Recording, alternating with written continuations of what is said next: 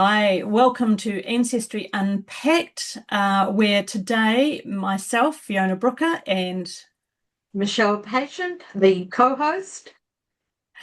will be taking you through a couple of different themes today. We're going to be talking about fact versus hypotheses and ProTools AI and handwriting transcription, and it's May 2026.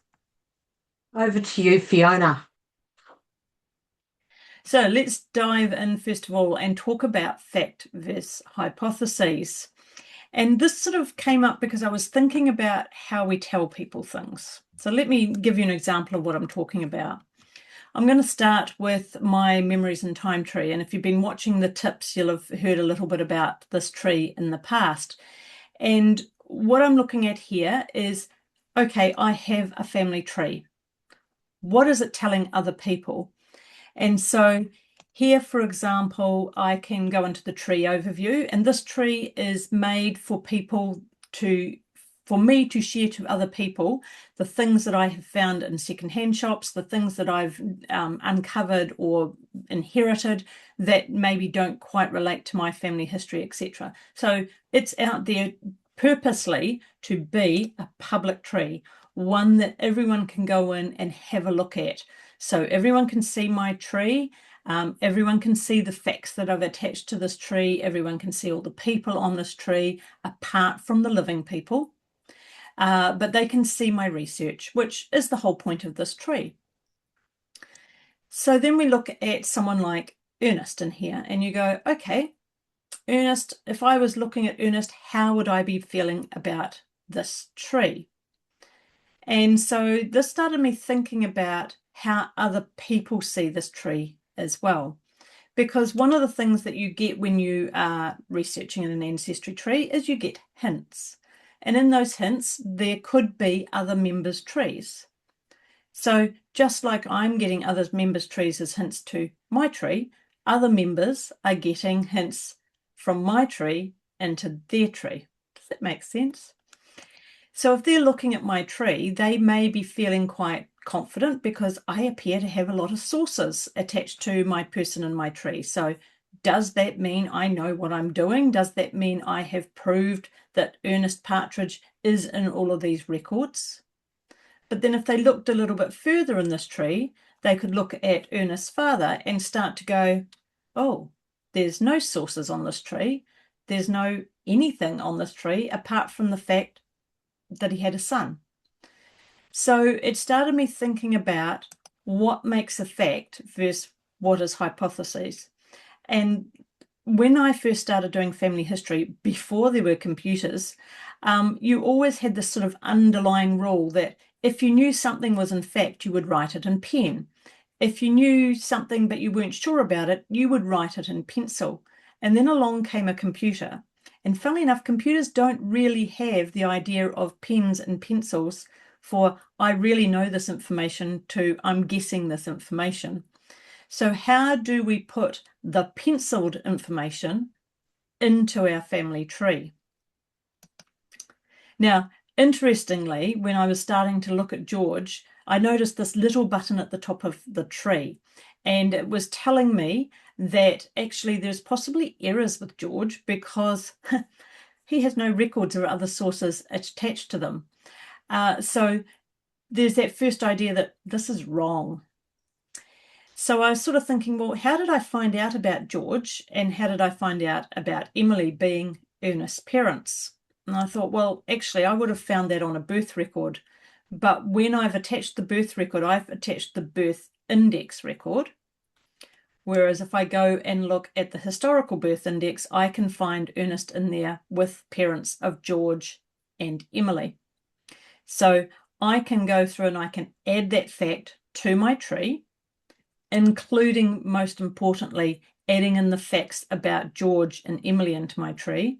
And whenever I do that, one thing I'm always careful of is if I'm accepting a fact where the woman is going in with her married name, I will always make sure that I don't accidentally add that married surname in there as well. In this case, I've already got a maiden name, so that's really useful to not overwrite. But now that gives Ernest two facts. It gives them the birth index and the civil registration birth index. And if you don't know the difference between those two sets within Ancestry, you need to go and watch the first Ancestry Unpacked tips and news, because that actually takes you through that. So if I now come to George, let's play spot the difference. And I'm going to put Michelle on the spot because I didn't tell her I was going to ask her this. Michelle, what can you see are the differences between these two screenshots? Well, the one on the left lower corner says you have 7 hints and only has a potential mother. The one hiding behind the screen has 22 hints.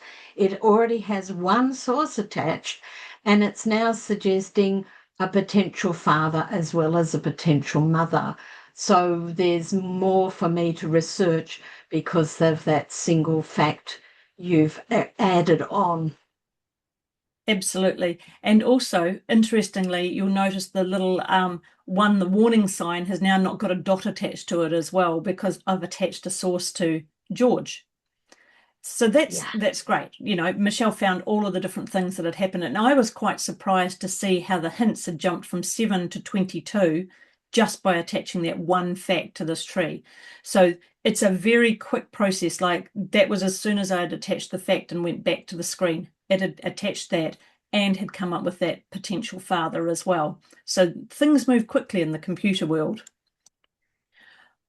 But then that also got me thinking, okay, I've attached that to this, but really, what makes a fact compared to what makes a hypothesis?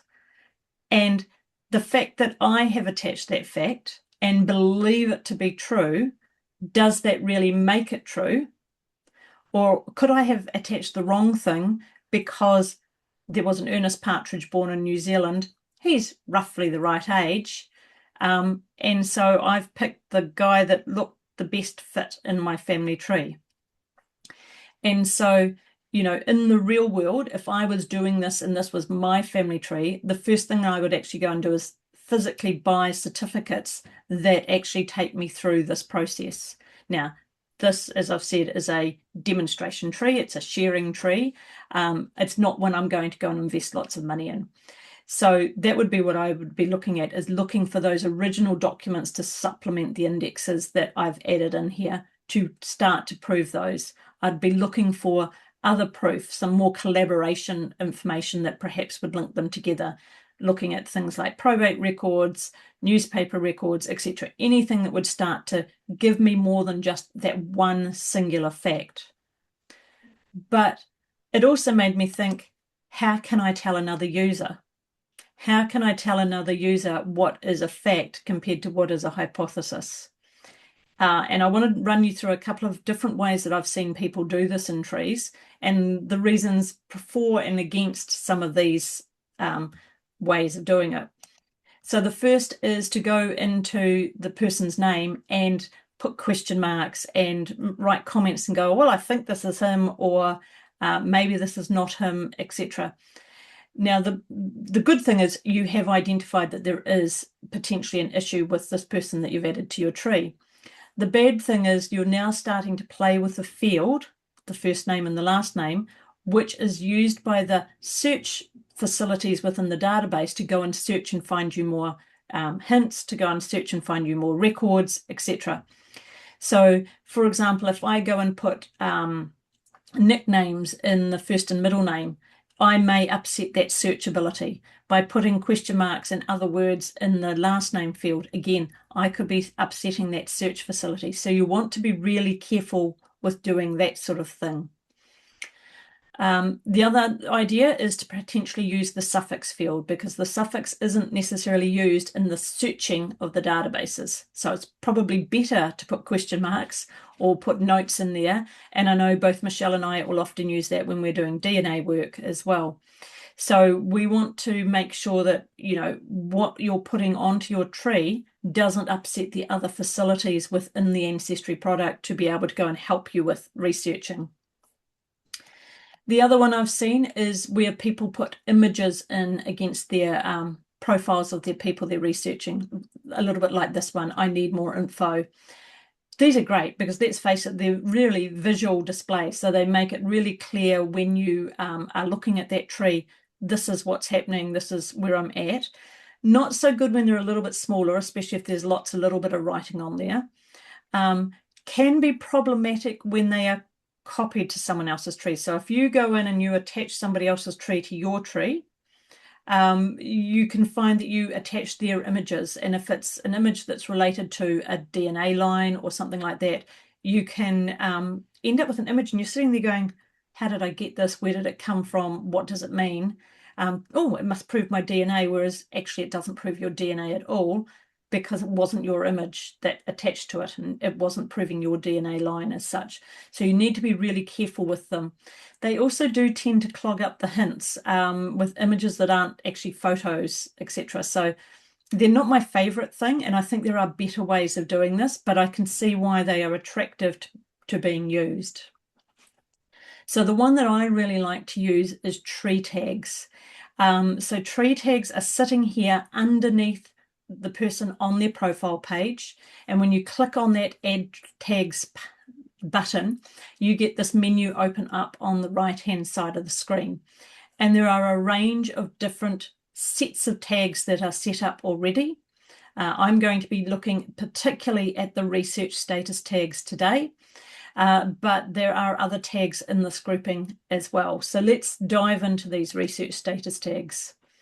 So we have 8 different ones here. We have actively researching, brick wall, complete, hypothesis, prioritized person, to do, unverified, and verified. And the great little thing is you'll see there's little question marks beside each one, which helps you to find out what Ancestry is suggesting you use this for. Because otherwise it would be really easy for me to sort of make up in my own brain how I should use that tag, but then it wouldn't be consistent for other people.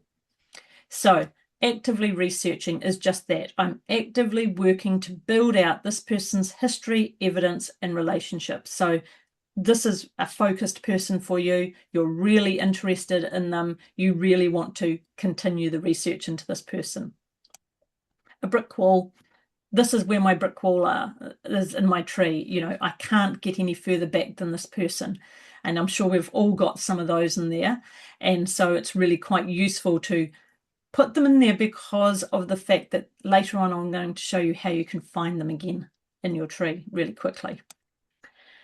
Complete. Now, I'm not sure that I'm ever quite ready to use this one, but it does have a really good reason that I'm confident that I've executed thorough searches to help answer my questions. So there is a process out there called the genealogical proof standard, and basically what you're saying is you have sort of started to meet the requirements of that proof standard in the research you have done on this person.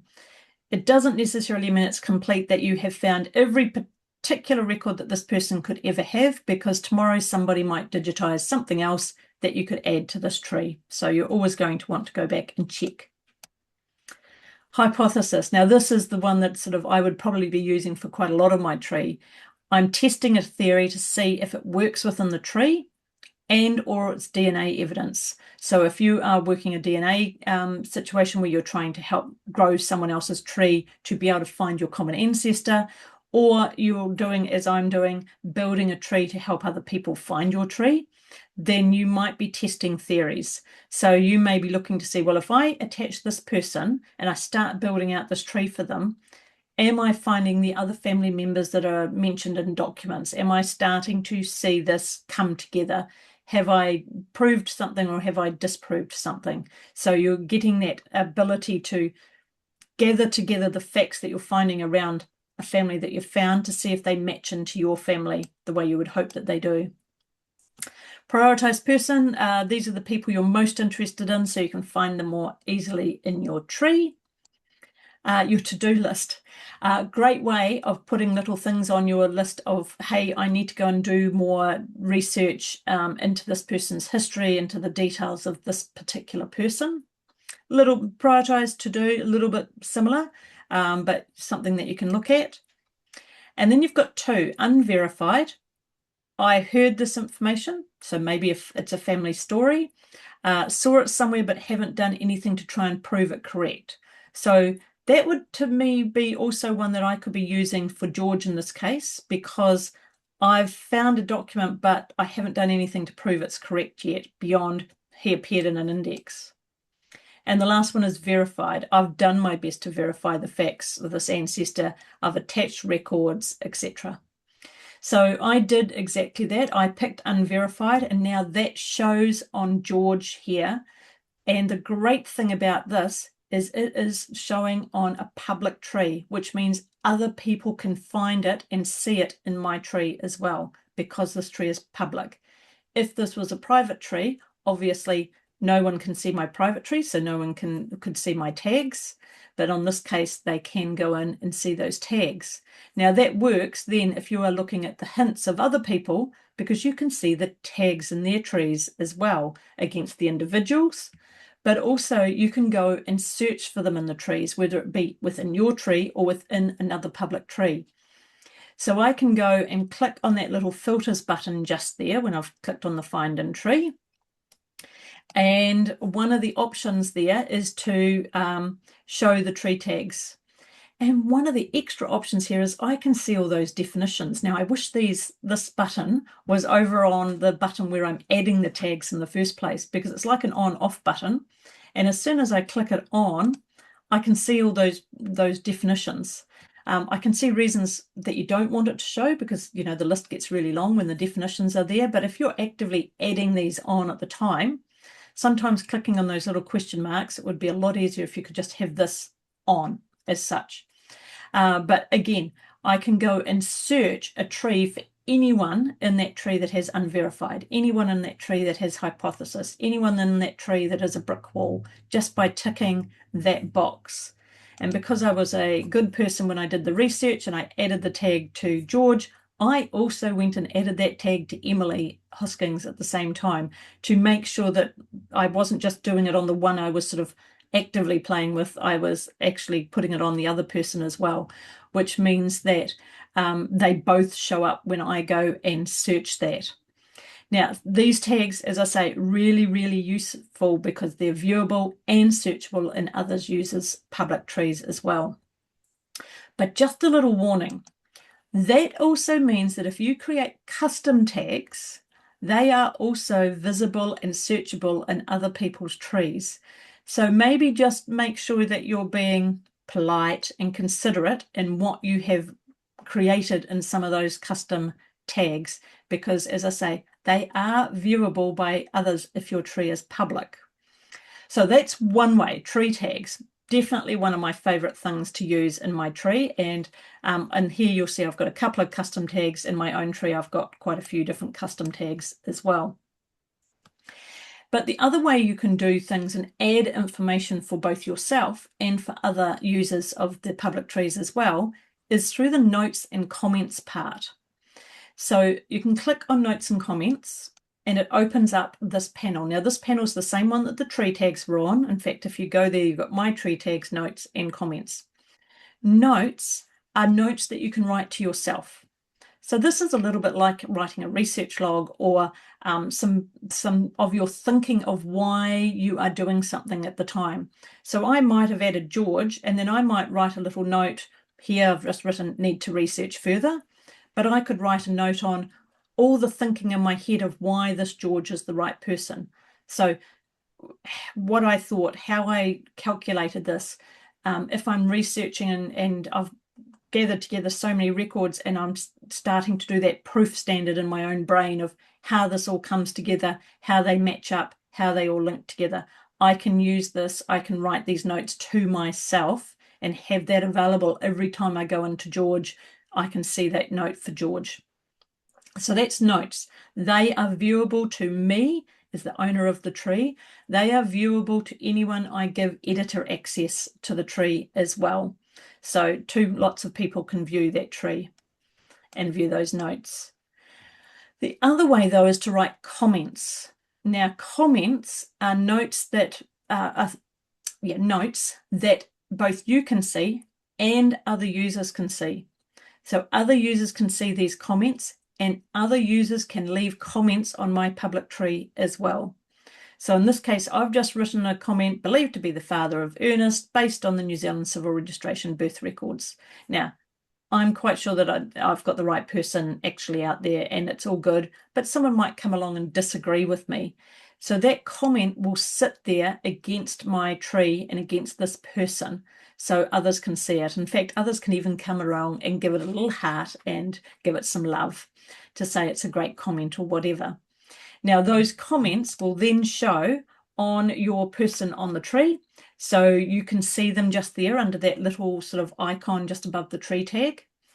Your comments will also show on your tree as those little red circle marks with like voice message sort of things in them. So you can see the people that have comments in your tree. Likewise, you can see the people in other people's public trees, other users' public trees that have comments as well. And then the other thing you can always do is you can go back and you can either edit or delete your comments by clicking on the three little dots in there as well. So what I'm going to do in the show notes for this, I'm going to put the link to the family tree so that you can go and have a bit of a look. Have a look at how the comments show on the tree for you. Have a look how the tree tags show on the tree for you. Have a go at searching a tree with tree tags, because when you want to go and try these things, it's really good to have a tree that you know has got some of them so you can go and search and have a look. So have a little bit of a play, have a look at a little bit of a look. If you decide you want to go and research someone in my family tree that's out there as well, please write a comment and tell me what you found. So that is looking at fact and hypothesis today. Wow, there was so much in those tree tags, and I kept thinking, oh, and I do this and I do that. So stay tuned, folks, because I'm sure we're going to come back and review other things to do with tree tags. And I giggled out loud about the pencil versus pen and how computers aren't really good at that, because that's I've often in my early computer talks, I used to say, don't waste your time doing something with a computer when you could just use pencil and paper. So enough of that. Let's talk about Pro Tools for a minute. Which ones are our favourites? I want you all thinking about this if you already use it, and we'd love to hear your comments either on our Facebook page or here on YouTube in the comments below. And I'm going to ask Fiona as well what hers are.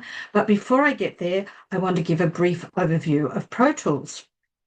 So there are, for those of us who want to go kind of an extra step in our building of our trees and our management of the trees and our output of the trees.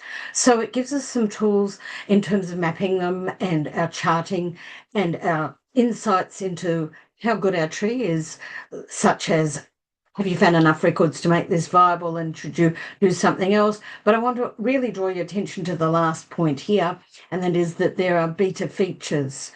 On this same page, you'll see that it says Pro Tools support page. The link to that is going to be in the show notes and description below, so you can go and read for yourself in detail about these. They're a monthly add-on fee. You need to already have a membership that's current. In other words, you have a paid subscription. And it's a global service. I've just picked out the pricing in the English-speaking world. So in Australia, it's $14.99 a month. In Canada, $12.99.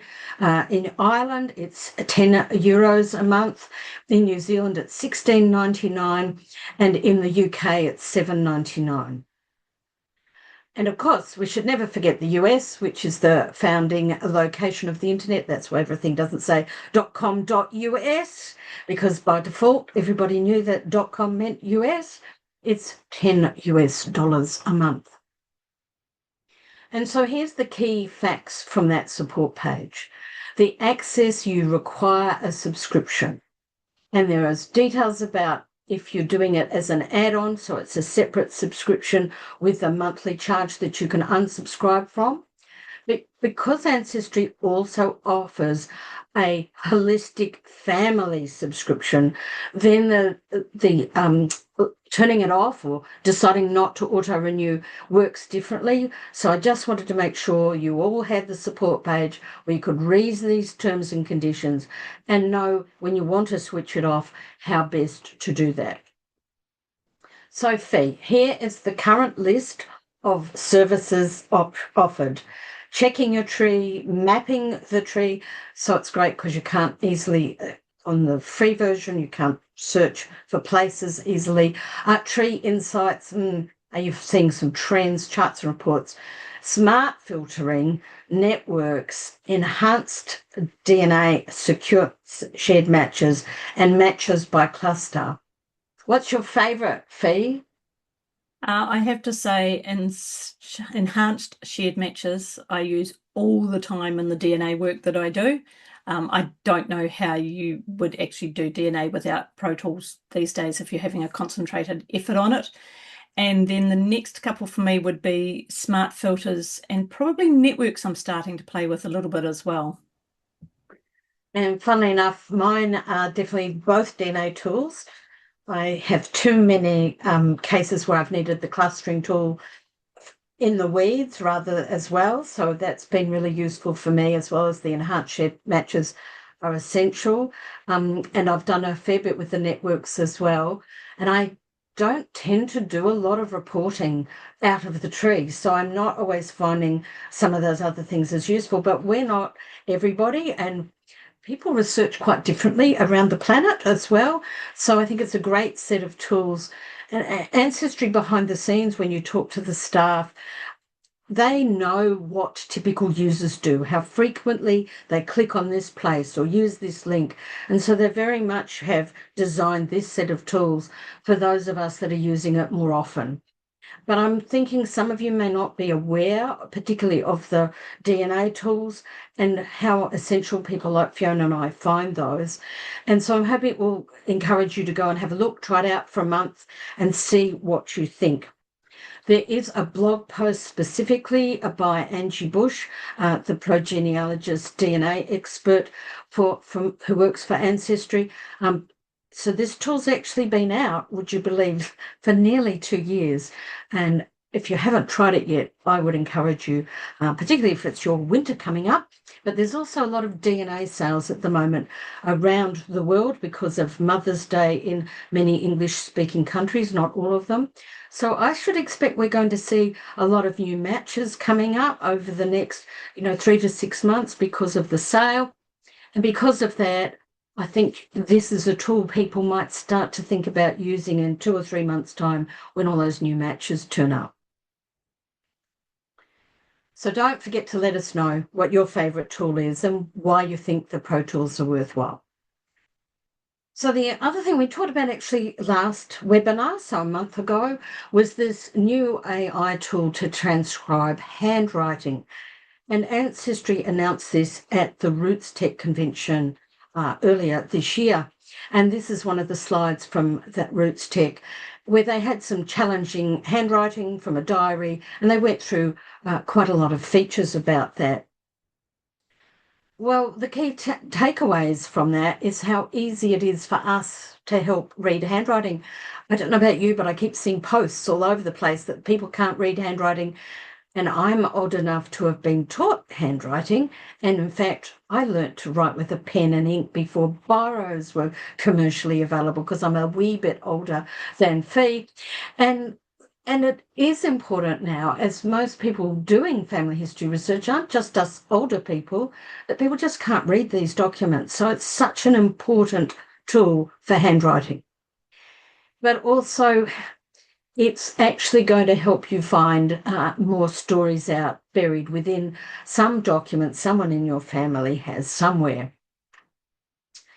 There's tips about how to use it because you need to be uploading your versions of this document.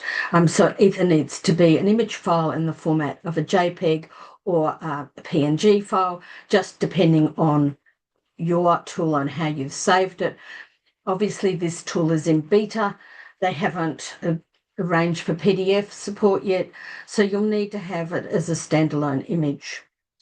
You can transcribe documents that are attached to other public trees, and Fee showed you about things attached to public trees, but not in private trees. So there's an element of all of that, and it's something you can do as a free trial. But again, it's got an asterisk down the bottom, it's a feature for those with the higher level of membership at this point in time. So I thought I'd just show you the difference. I have an account I keep that does not have an Ancestry subscription associated with it, and I have a small tree there just so I can always show my audiences what the difference is. And here's a record I've uploaded from my father's military service, in fact his naval service, seconded to the Australian Navy, but it's got some of his English service in it as well. And in the left-hand corner, you might notice next to the word transcribe is a small green circle, unlike the circles Fee was looking at. Mine's got a lock in it. So I don't have a subscription with this account. I am not able to use the transcription feature. If I do click on that, though, transcribe button, it says, oh, it's in beta. I can upgrade right now and try the tool. Well, I have a current membership on a different account, so I pressed the try later button and went over to my account with a transcription. And here's my father's document still. And you'll notice now there is no green lock showing. And you'll have to wait to the end to see what a transcription looks like, because I want to just remind you that there are issues about transcription using AI, in fact, using humans as well. They can be difficult to read because of the quality of the ink or the way they're laid out. And I'll just remind you on this one, look at the cramped handwriting on the right-hand side, how we can always tell whether those are dates and are they in English format or American format or Australian or whichever country you're in. So there's lots of little technicalities here. Notice the difference in the quality of the image, whether pencils being used or the crossings out. So there's a lot of complexities for the AI tools to learn. So we'll look and see how well it learns all of that as we get to the end. But right now I'm going to take you out live to show you what one looks like. So here is my regular person I often talk about, Ruben Uther, my maternal grandmother's English grandfather, who migrated out in 1807 away from the UK. So we have a family photo, very few of them, his grave, but down the bottom in this gallery section, you'll see that I have a couple of images, and to save some time, I've uploaded them already. So here's the Let's diary, which is the cover. So we're extremely fortunate that my grandmother and via her mother inherited the travel diary of the family's return trip to visit the UK in 1851. Fiona, can you notice what's different here? You haven't got a transcribe button at all there. Yep. So the AI tool isn't seeing text on this to transcribe for whatever reason. So I'm not going to have a transcription that says, Let's diary number 9, 1851. But, as because I pushed the wrong button, I need to be up here. I have gone straight to the image, which you can see, and I can read this because I've spent a lot of hours looking at this. Sunday, the 15th of January, blah, blah, blah. But let's actually press the transcript button, and here's one I prepared earlier. And let's hope it's still showing. Oh no, it's already gone. But you can see some of that writing is covered in, oh well, sometimes he cried. So there are actually tears in some of the pages of this journal. But if I press the transcribe over here, I can see, oh look, it says transcript. So you'll notice here, this is the one before I ran the transcript. If I click away, you'll see this is the transcript that it did. And I purposely left these images up because it will repeat the process, interestingly enough. And here it says, Sunday the 15th, I landed this morning at Gravesend in the company of, and I'm just going to zoom in for you all because I know that's Mrs. Matthews. That says Mather. And after a little refreshment of nice bread and beautiful fresh butter, and again, he uses capitals a lot, which is interesting, but he didn't capitalize the beautiful button. And the butter isn't really uppercase, but that's okay. We left by the train for London. Train definitely has a capital letter. But the most reason why I wanted to share this with you, because I think it's the most fascinating thing, it's the first time they'd ever seen or been in a rail. And to me and the boy, he was At this stage, he was a 60-year-old man travelling with his 8-year-old son. It was astonishing. The rapidity and the noise was to be truly alarming and frightful, especially when another train passed in the opposite direction. At that moment, I could conceive nothing except that they were going to be all lost, and were quite relieved there wasn't an accident, blah, blah, blah. And then we get down to the bottom when they finally arrived in London. So it's a beautiful page, and I get to sort of decide the quality of the transcription, and there's a few mistakes down the bottom where they were at the Adelaide Hotel and the London Bridge, but that's okay. I've edited a few myself in this, but yeah, I thought it was quite fun, really, and I have always planned to transcribe these diaries.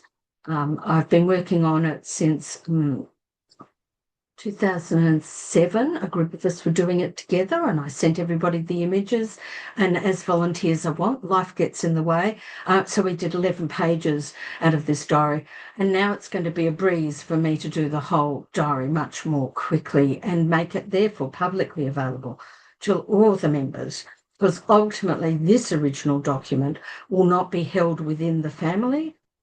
There are many other documents in the Mitchell Library from this family, and after my mother's passed, this and the other 3 journals we have from his travelling backwards and forwards will be deposited to go with the one journal that is already at the Mitchell, and because we've already got one there, they will accept the others. But before I close, I will say, oh, look, here's the transcript of my father's one. And basically, they do get their typed headers right. And there's a little bit of handwriting that they've managed to do from the left-hand column. And again, I'll just show you that even that left-hand column, folks, is, okay, albatross with dashes. And so Alboros, and Dad's contact was very good and superior, which they've managed to get from the character and how efficient he was. I don't know what the RR means, but I have, because I've never really noticed it to look it up until I'm now checking this. But you can see how, apart from the dates, which it's duplicated multiple times in the most bizarre way, it has not managed to read any of this at this stage. So I would be marking this one as poor, though I'm very happy for them to have had a go. As a geek, I just want to remind you all that up here it says beta. Sophie, that's my, if only I could find my right screen because it's gone in the other direction. Yeah, that's my kind of overview of the AI record transcription. I see it as being really helpful, particularly in situations like ours, where our family's all over the world, descended from this man, and there's things I want to build a network from. So in here, on the first pages, he mentions a whole host of people by initials that were passengers on the ship. I also know that he mentions some of them, their religious practice, and in fact there's a priest on board who's going back to Rome for a holiday, and I'm hoping one day I'll work out who he was and be able to attach that information to the journal when it's published, because then someone somewhere may be related to that priest and be of interest to them that this is what happened to their relative. So thanks for listening if you've got this far along. This is our second Friday webinar, and every week you will see tips or news from us, and once a month on the first Friday a webinar. And Fee and I are very grateful. Thank you to Ancestry for supporting us and sharing these videos with you, and I hope you're enjoying them too. So see you next week. Bye.